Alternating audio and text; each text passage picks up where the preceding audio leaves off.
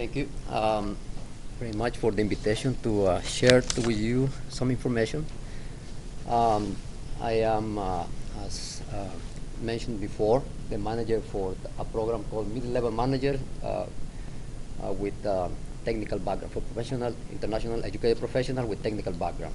So mostly engineers, ITs, environmental scientists that come to do project management training, and then we help them to find placement jobs, and that's basically the goal. Um, and so I am myself, I am a testament of a newcomer professional that followed the post-secondary pathway to integration in Ontario. First, after leaving the country, I am a mechanical engineer, and did the language proficiency. Of course, you need to get that first to settle in any in the States or Canada. Then I went to a certificate program, manufacturing, so sort of to get a feeling for what was happening. After that, I came to Canada. I did that in California, then I came to Canada, and I decided to go for a master's degree. I had some records in UCLA, and then I transferred that plus what I had back home, and then I got to U of T and did a master's in engineering. Decided to continue and did a PhD. I did also another certificate at U of T for business fundamentals, then an MBA at Ryerson. I took courses, just to do some additional professional development, and so I can attest that certainly for me it has worked. And I see in our programs as well people that are finishing the bridging programs and are continuing to pursue the post-secondary education. And so that's as a way to do the integration. Of course, that will work for some people depending on your situation. So you have to evaluate, I guess, the family situation, the economical situation, and as Karen mentioned as well, there is some financial assistance. And in my case, it was great because in engineering, at least if you go there, there are some scholarships available. Nowadays, I understand some universities, if you're accepted, they have to guarantee you some support to go for the master's or PhD or some of the programs. So that's available besides the OSAP and some of the other bursaries and research assistance and teaching assistance that you can get. So that's sort of also help for the credentialing, because when I completed some of that education and some of the experience that you get to the lab or doing a research project, then I qualify for the what was the requirement for the professional engineers in Ontario as well. So that again, after that path, helped with the credentialing, and then so of course I became a member of the Professional Ontario as well. So you come here as a newcomer basically, and there is a lot of options, right? So you sort of have to decide what you have to do with your next your future life here in Canada or in Ontario. And a lot of newcomers, as was mentioned, they bring already education. So certainly that path is one to go, but you have to work on the language proficiency. Maybe you have to do a survival job in the meantime. You have to, colleges have a great diversity of programs. Nowadays, the bridging programs are a great tool as well that you can use to short your pathway to integration. When I came 20 plus years ago, they did not exist, so you have to sort out and figure out how you do it. And of course, university programs have a lot of options, and so that's what I'm going to be focusing on. And it's not just undergraduate and graduate, but also the continuing education offers, which are slightly different, but all or most universities offer that option as well.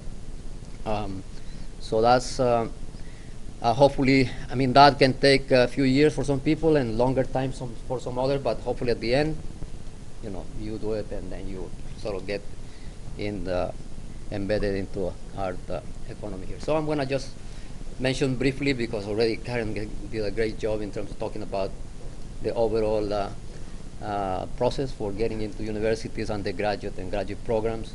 I'll focus a bit more on the bridging programs. and some of the continuing education aspects. So, as it was mentioned, there is a central process now to do the application for undergraduates. All universities have a great variety of programs. Some have law, medicine, other ones engineering, and so they complement each other. So there is in Ontario, I don't know, about 20 universities overall, and you can find anything you can think of from innovation, business, law, psychology, any program that you want to do, you can find here in Ontario. And she said, great schools. And Toronto is blessed because we have 3 plus the Ontario Institute, which is just on the east side, very close, and McMaster and Guelph is just an hour away in Waterloo. So certainly we have a lot of options as newcomers trying to pursue your studies. These are just some samples of what happens at Ryerson in terms of some of the schools and faculties, graduate school and continuing education, plus some of the other ones.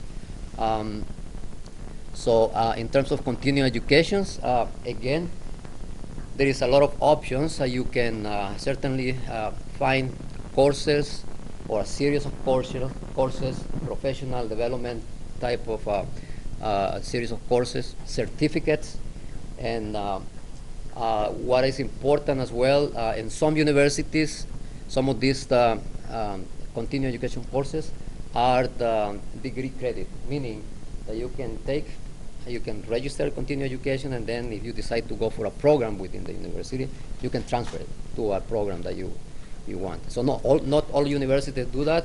I know Ryerson does, and most 80% of the courses that we have are the degree credit, and so it has to go.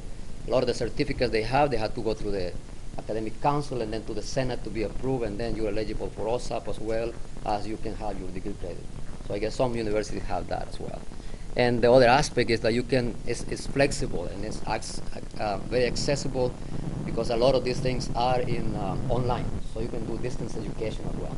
So I guess if you are working and dealing with other stuff, you have that flexibility as well to do that. So continuing education certainly is one pathway that I think that, and I see a lot of these programs have a great percentage of newcomers studying in this program. So, and bridging programs, it's again one of the excellent choices that we have. I think that we have in Ontario. Ontario is certainly a leader in terms of bridging programs.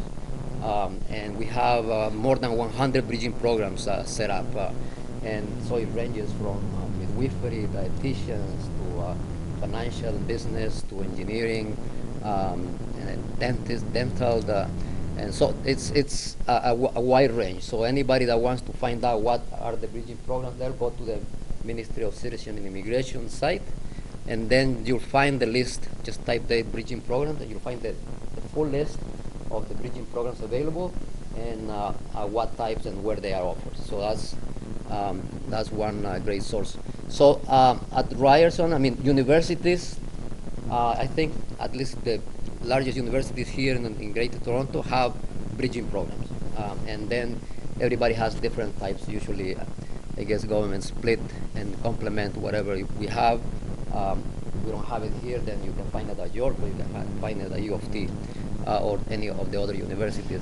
So in particular for Ryerson, we have 6 bridging programs, and they include dietetic, social work, midwifery, workplace communications in Canada, project management, which is the mid-level managers that I mentioned that I'm doing the managing for, and accounting and finances.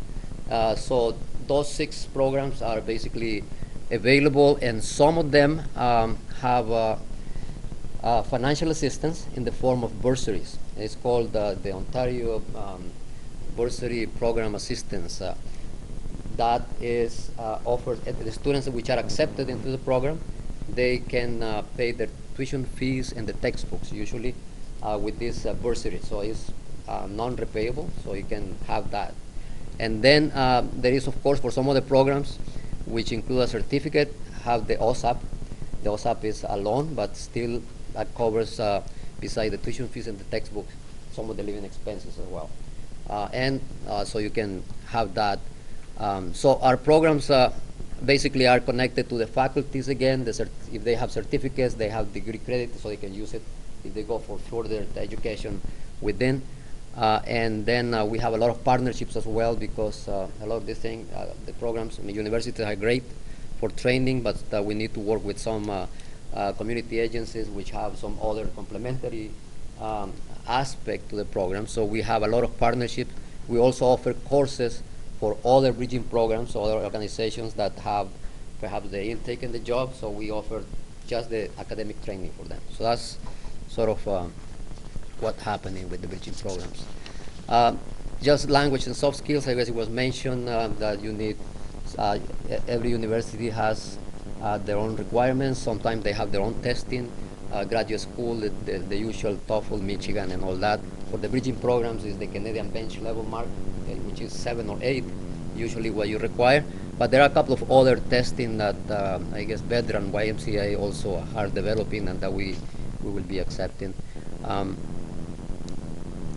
Sorry? Yeah, most universities also offer the transfer of credits again. And it depends on the institution that you have, and that was also mentioned before by Karen, so I will not spend much more time on that.